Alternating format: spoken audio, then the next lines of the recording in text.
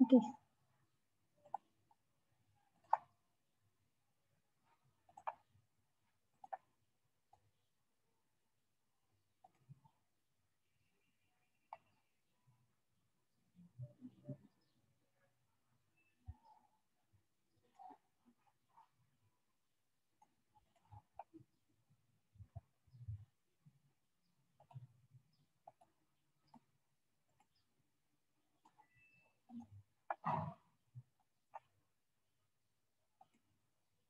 Oke, udah kelihatan ya?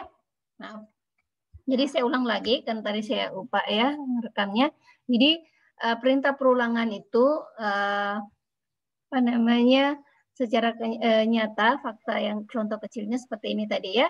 Bisa saya meminta Anda menulis nama Anda sebanyak 10 kali dengan cara tulis nama Anda, tulis nama Anda, tulis nama Anda. Saya menyebutnya sebanyak 10 kali. Ya. Kemudian bisa juga saya mengatakan lakukan perintah saya sebanyak 10 kali, yaitu tulis nama Anda. Ya.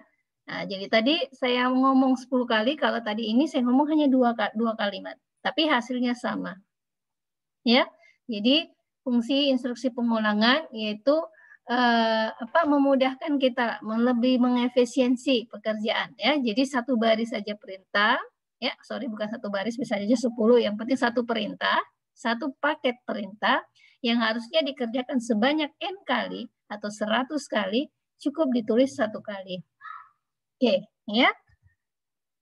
Nah, instruksi pengulangan ya harus ada kondisi pengulangannya, yaitu syarat terjadi pengulangan. Kemudian harus ada badan pengulangan, yaitu instruksi atau satu paket instruksi yang akan kita ulangi nantinya. Kemudian ada pencaca pengulangan, ya, yang mana variabel nanti harus berubah. Karena kalau tidak berubah, berarti nanti tidak akan pernah berhenti. Jadi harus ada perubahan nilai supaya ada saatnya pengulangan itu berhenti. Nah, kalau ini tidak ada, maka sampai komputer Anda hang atau baterainya habis baru berhenti. Atau Anda paksakan berhenti seperti control break, ya. Oke, seperti itu.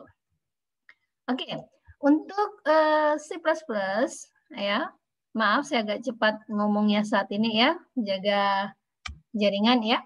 Jadi bentuk instruksi pengulangan ada 3 bentuk di dalam C++ yang akan saya bahas. Yang pertama adalah bentuk for yang akan kita bahas hari ini. Kemudian bentuk while. Nah, ini saya akan bahas, nanti dia akan dibahas oleh setelah UTS. Kemudian bentuk do while. Oh, ada. Ya. Oh, ada, Mam. Pulang mau kita ini. Oke. Nah, sekarang for. Ya, perhatikan baik-baik. Untuk for, ya, untuk formatnya seperti ini. Jadi for ini tetap, ya, tidak boleh diubah-ubah. Kemudian awal, yaitu nilai awal, ya, nilai awal. Kemudian operatif pembanding, ya, untuk mengecek apakah syaratnya terpenuhi. Kalau syaratnya terpenuhi, maka pengulangan dilakukan. Jika syaratnya tidak terpenuhi, maka pengulangan tidak dilakukan.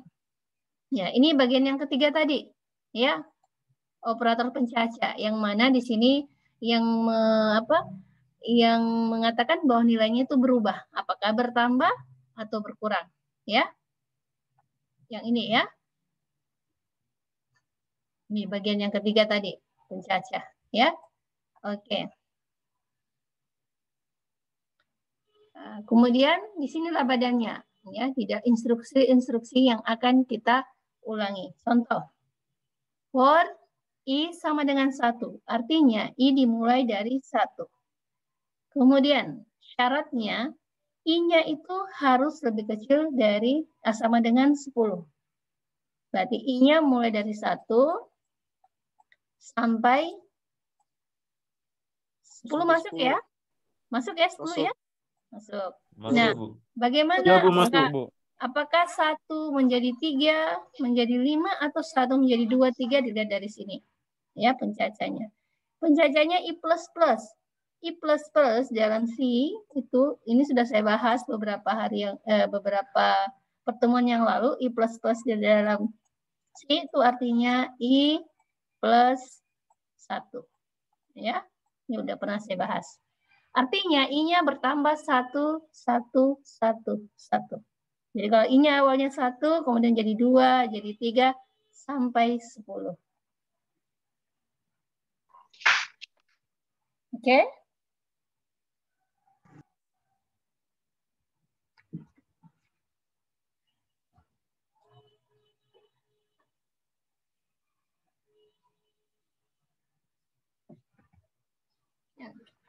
Nah, jika syarat tadi ini terpenuhi, ya, jika syaratnya terpenuhi, maka pengulangan dilakukan, ya. Nah, jadi kalau kita lihat flowchart-nya, jadi ada variabel awal, nilai awalnya ya berapa? Tadi nilai awalnya 1, ya. Nah, kemudian akhirnya kan berakhir di bagian, berarti kalau 10 belum ya, berarti 11 lah ya. Nah, apakah dia sudah berada di akhir? Ya, kalau iya keluar di akhirnya ya tadi 11. Kalau tidak berarti tetap mengulang. Setelah mengulang ada I++, itu artinya variabelnya bertambah sebanyak N. Kalau plus N-nya berarti 1. Ya, jadi tidak harus 1, boleh juga nanti I-nya bertambah 2, bertambah 2, bertambah 2. Tidak harus 1. Ya, kalau I++ berarti 1. Oke, perhatikan contoh ya. Misal kita punya variabel I dengan tipe integer. Kita coba pengulangan. Nilai I sama dengan 1. Berarti kita punya ya I pertama bernilai berapa? 1 ya. Oke. Kita lihat lagi syaratnya. Apakah I-nya 1 ya, lebih kecil sama dengan 2? True or false? True, Bu. True. True. Ya. Kalau true atau syaratnya terpenuhi, maka ya pengulangan badannya ini kita lakukan. Shout. Shout minggu lalu apa saya bahas? Shout itu apa? Output atau di memori? Output. Output. Jangan lupa ya, di Output, Bu. ujian ini ada nanti ya. Jadi di antara petik ini belajar menggunakan while. Misal. Jadi nanti ini muncul semua belajar menggunakan while. N ini sama dengan slash N ya. Artinya enter. Jadi kursornya ada di bawah ya. Sama ya. Jadi sudah dilaksanakan. Karena ini sudah tidak langsung ke bawah, tidak langsung perintah di bawah, tapi kembali ke sini lagi. Nah, di sini mengatakan I-nya bertambah 1 demi 1. Berarti I-nya sekarang berapa? I-nya berapa sekarang? 2. Ya, I-nya sekarang 2. Ya. Nah, karena I-nya sudah 2, kembali lagi kita masuk menanyakan ini. Apakah 2 lebih kecil sama dengan 2? Iya, Bu. True, Bu. True. Kalau true berarti apa? Lanjut. Lanjut. Ya, kembali dilakukan ya. Nah, sama dengan tadi berarti muncul di sini belajar menggunakan while. Oke. Sekarang I-nya bertambah 1, I-nya sekarang 3. Nah, pertanyaannya 3 ini memenuhi syarat tidak? Tidak, Bu. Tidak, Bu. Karena tidak memenuhi syarat, maka pengulangan ya perintah ini tidak dilakukan ya. Jadi hanya muncul 2 kali. Oke. Nah, andai kata 2 ini saya ganti dengan 8. Kira-kira ada berapa yang muncul di layar? Belajar menggunakan while itu muncul di layar ada berapa kali? 8 kali, Bu. 8 kali, Bu. 8 kali. Oke. Kemudian coba saya ubah lagi. Kalau misalnya di sini saya tulis 3. 3 sampai 8. Berapa kali muncul di layar? 2 kali. 5. 5, Bu. 6 kali. 5, Bu. Saskiana, berapa Saskiana?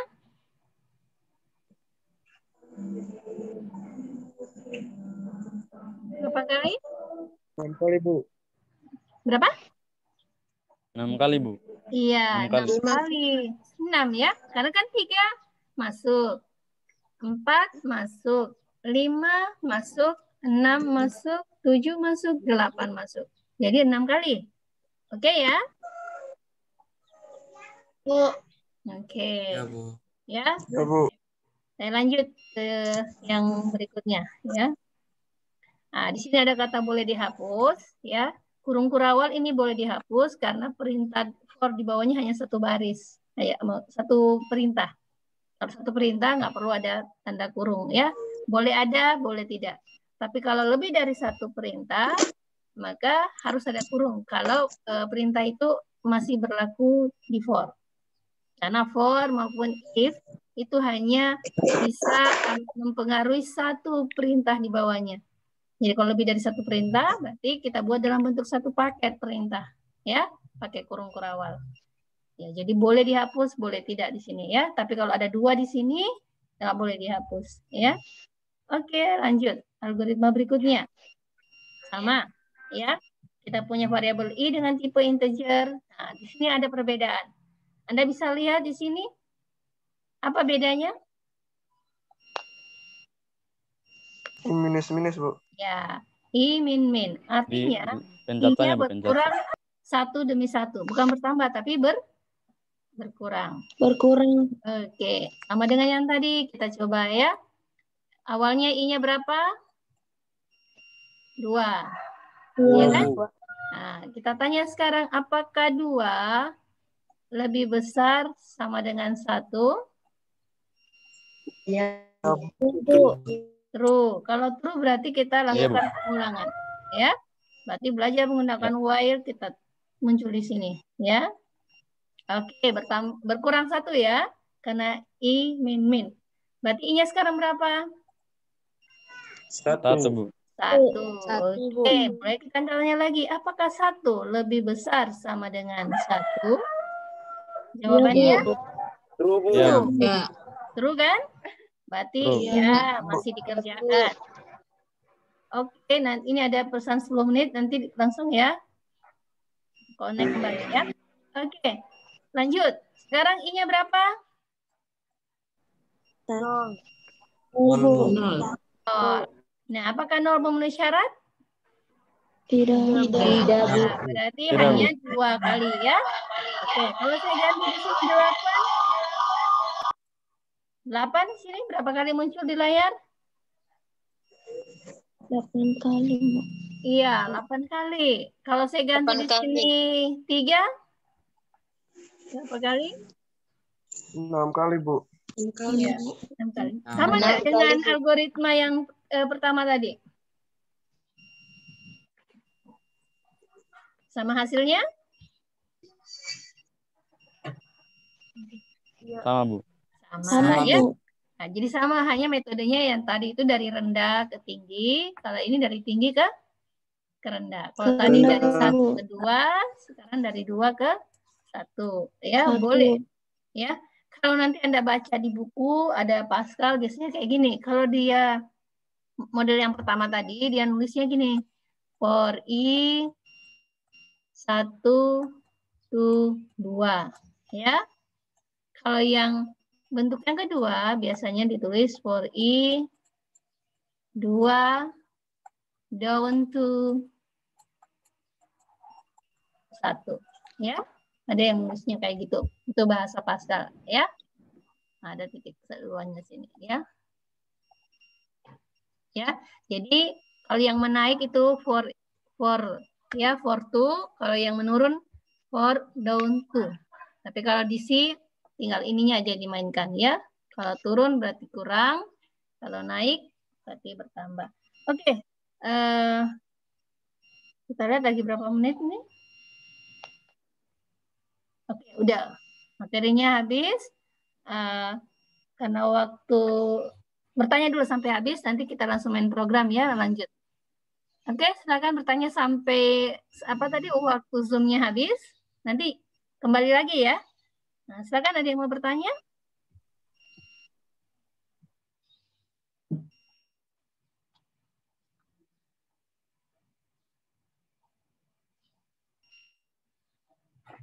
Ada yang mau bertanya?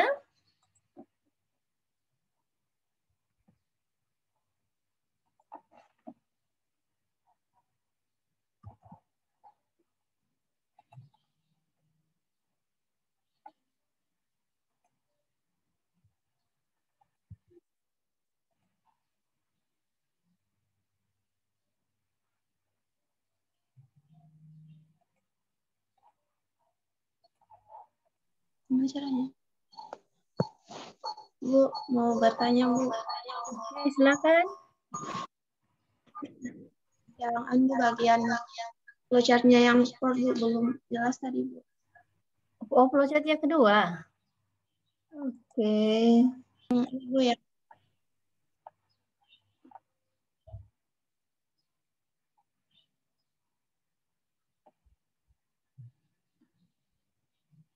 Yang mana flowchart? Tidak ada flowchart yang kedua, hanya satu. Yang tadi, Bu, yang par awal. Bentar ya. Ya itu, Bu. Oh, ini. Flowchart ini maksudnya. Ini ya? Ya, ini Iya, Bu. variabel awal. Maksudnya nilai variabel itu nilai awalnya berapa? Kayak tadi I-nya sama dengan 1. Ya. Kemudian variabel, apakah nilai variabelnya sudah berada di akhir? Tidak. Ya. Di akhirnya tadi kalau di sini 10, berarti akhirnya adalah 11. Ya. Kalau sudah berada di akhir, maka kita keluar dari perulangan. Ya, tidak dilakukan lagi perintah cout tadi. Ya. Tapi kalau masih belum, berarti misalnya tadi I-nya kan tadi 1 sampai 10. Ya, berarti awalnya 1, 10 kan masih masuk ya, berarti kalau sudah ketemu 11 keluar ya. Nah, apakah sudah 11? Sama dengan 11 gitu ya. Kalau iya keluar, berarti tidak dilakukan lagi pengulangan. Tapi sepanjang belum sampai 11, ya masih 1, oh ya, berarti belum akhir kan? Berarti instruksi pengulangan dilakukan. Kemudian variabelnya bertambah 1. Karena tadi I++, berarti I-nya sekarang 2. Karena 2, ya kembali ke sini lagi. Ditanya, apakah 2 sudah di akhir? Belum. Oh, ulang lagi. Ya kan? Seperti itu. Oh, kemudian bertambah lagi 1, 3. Tanya lagi, apakah sudah di akhir? Belum kan? Karena akhirnya 11. Lanjut terus sampai 11. Begitu 11 keluar. Itu yang ditanyakan, Muka? Apriani? Iya, Bu. Oke. Ada lagi yang lain? Kayaknya berapa menit ini? Sudah ada peringatan enggak? Oke, silakan. Oh, masih ada 4 menit ya. Silakan, ada pertanyaan? Saya, Bu. Oke, Ismi Ananta Herudin, silakan. Pertanyaan saya, apa yang akan terjadi jika kita menulis awalnya 1, terus I sama dengan 0, I minus? Oke, tunggu ya. Awalnya I-nya 1. For ya, ini for. Gitu ya. For I sama dengan 1. Kemudian apa tadi? Ismi? Iya. I awalnya 1, I sama dengan 1. Kemudian apa tadi syaratnya? 10. Ya, maaf, terputus-putus. Ulang. Berapa?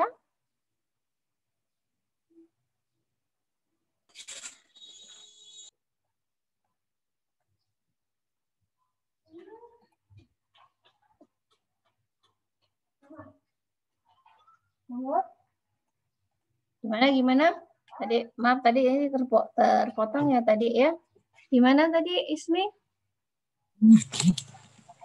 Apa yang terjadi kalau misalnya kita menulis awalnya 1, kemudian syarat I sama dengan 10, lalu I minus minus. I minus minus. Oke.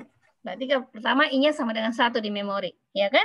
Kemudian ditanya, apakah 1 sama dengan 10?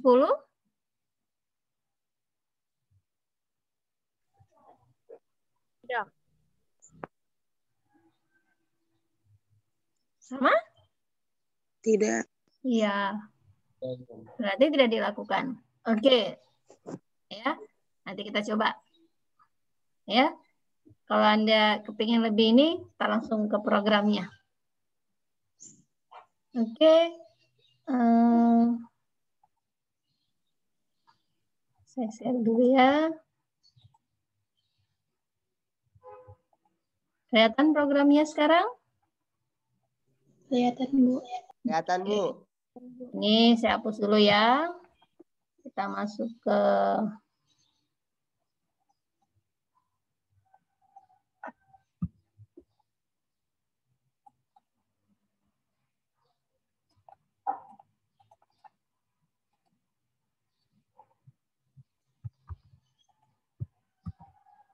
misalnya saya mau nulis di sini apa nih tadi?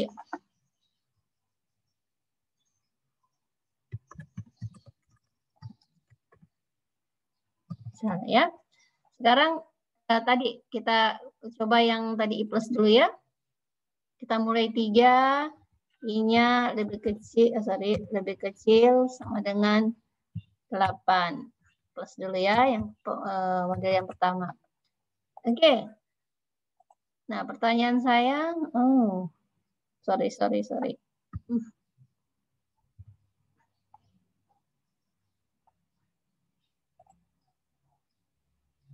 Oke. Nah, pertanyaan saya, kalau seperti ini tadi ada berapa kali muncul di layar?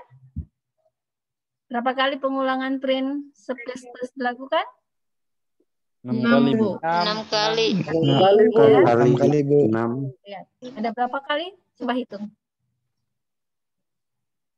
1, 2, 3, 4, 5. 6. 6. Ya. 6, Bu. Oke, 6, Bu.